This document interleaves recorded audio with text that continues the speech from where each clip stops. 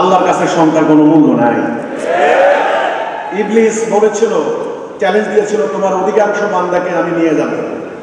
শব্দটা আজমাইন, আকসার রকম, অধিকাংশ, মোস্ট অফ দ্য পিপল, অধিকাংশ 99% হতে পারে।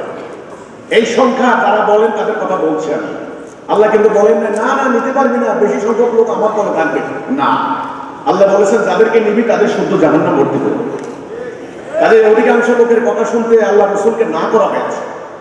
তারা অজ্ঞ, তারা হেদায়েত কি জিনিস বুঝে না। আল্লাহ বলেছেন, রাসূল বলেছেন আমার উম্মাহ 72 ফেরকা। দেখেন 73 ফেরকা বিভক্ত হবে, 72 ফেরকা জাহান্নাম যাবে। দেখেন 72, এক ফেরকা জান্নাত যাবে। তাহলে 72 আর 73 এটার অনুপাত করলে আমরা দেখছি একজনেরও কম হয়, 0.73 বা 76 এরকম, একজনেরও কম হয়। তাহলে 99% বেশি আল্লাহ রসুলের হাদিস মোতাবেক জাহান্নাম যাবে। এই যে আপনারা বলেন যে সংখ্যা কম, তার মানে তাহলে আইনের বিধান নিয়ে আইনের বিধান রচনা করলেন কেন? সংবিধানে এখন একথা কেন লিখছেন যে আইনের দৃষ্টিতে সবাই সমান? আমাদের ইসলামে তো সংখ্যালঘু, সংখ্যাগুরু, বড় দল, ছোট দল, সংখ্যা কম, সংখ্যা বেশি ইত্যাদি নেই। যারা এই ধরনের কথা বলে তাদেরকে বলবেন, দেখুন এগুলি বেআইনি কথা, অমানবিক কথা। এসব কথা আন্তর্জাতিক আইনে, আঞ্চলিক আইনে, আল্লাহর বিধানে, রাষ্ট্রের সংবিধানেও কিন্তু যায় না। আপনারা দেখবেন কারা অন্যায় করছে, কারা ন্যায় করছে।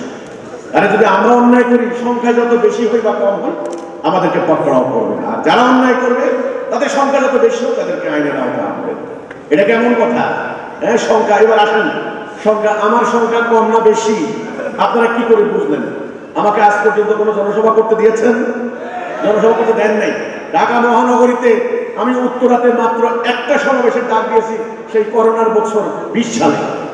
আমার 50,000 লোকের দাওয়াত দিয়েছিলাম। আমার মিটিং হওয়ার আগেই ভোরবেলায় বড় ব্যবসায়ীরা হুমকি দিয়ে ক্যান্সেল করে দিয়েছে। বলেছে কি, এখানে রক্তের গঙ্গা বয়ে যাবে। আমার জনসভা হলে রক্তের গঙ্গা কেন বয়াবেন?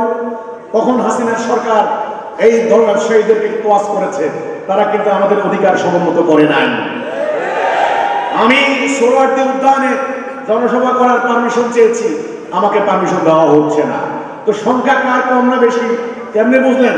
আমাকে প্রত্যেকটা বিভাগে সম্মেলন করতে দিন, আমার কথা আমি বলবো। অন্য দল যেমন বলে, তাদের যেমন সাংবিধানিক অধিকার আছে।